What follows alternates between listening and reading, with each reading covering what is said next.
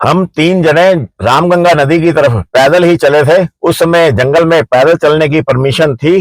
ये बात 1993 की है। और वो जो रामगंगा नदी थी वो सरबदुली के रेस्ट हाउस से करीब 400 मीटर की दूरी पर थी। एक जंगली पगडंडी पर हम जा रहे थे, दोनों तरफ घने जंगल थे। करीब 150-200 मीटर जाने के बाद में उस पगडंडी पर ताजे पत्ते गिरे हुए देखे और टहनियां भी पड़ी हुई थी, कुछ मोटी ब्रांचेस भी पड़ी हुई थी इन पत्तों के साथ में। और देखते ही समझ गए कि ये हाथी का काम है। और एक मकना हाथी उस पगडंडी पर खड़ा हुआ पेड़ से पत्तियां तोड़कर खा रहा था और हमारी चलने की आहट को सुन करके वो जंगल के अंदर जाकर के छिप गया।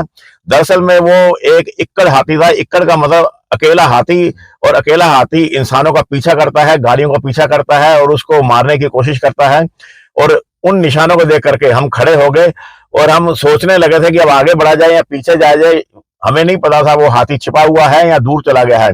लेकिन अचानक से उस हाथी ने जंगल में से निकल करके एक चिंगाड़ मार करके हमारी तरफ दौड़ लगा दी और उसको अपनी तरफ आता देख करके हम सिर पर पैर रख करके वापस अब सरबदुली रेस्ट हाउस की तरफ भागे। पूरे 200 मीटर तक सरबदुली के रेस्ट हाउस की सीमा तक उस मकना हाथी ने हमारा पीछा किया और हमें नहीं लगता कि उससे तेज स्पीड से हम कभी जिंदगी में भागे होंगे।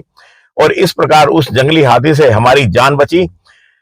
दरअसल में ये जो नीचे पेड़ गिरे होते हैं, पत्तियां गिरी होती हैं या जानवरों की जो आवाजें होती हैं या जो पैरों के निशान होते हैं, ये एक खुली किताब की तरह होते हैं। इनको पढ़ना आना चाहिए पर्यटकों को, टूरिस्टों को। और जो फॉरेस्ट गाइड होते हैं जो जंगल में गश्त करते हैं, वे इन चीजों की तरफ ध्यान देते हैं और इन चीजों पर ध्यान भी देना चाहिए। इससे जानवरों के व्यवहार के बारे में, उनकी आदतों के बारे में और वो वहां से कितनी देर गया है, वहां से अभी है या नहीं, ये सब पता चलता है। और इस प्रकार ये जो निशान होते हैं ये खुली किताब की तरह होते हैं।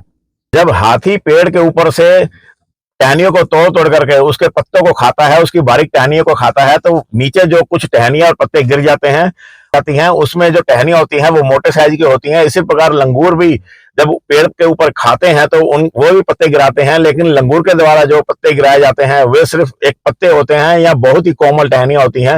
लेकिन हाथी के द्वारा जब खाया जाता है तो मोटे मोटे साइज की टहनियां भी, शाखाएं, ब्रांचेस भी नीचे पड़ी होती हैं। इस अंतर से पता चल जाता है कि ये हाथी के द्वारा तोड़ी गई है या लंगूरों के द्वारा पेड़ से गिराए गए पत्ते हैं।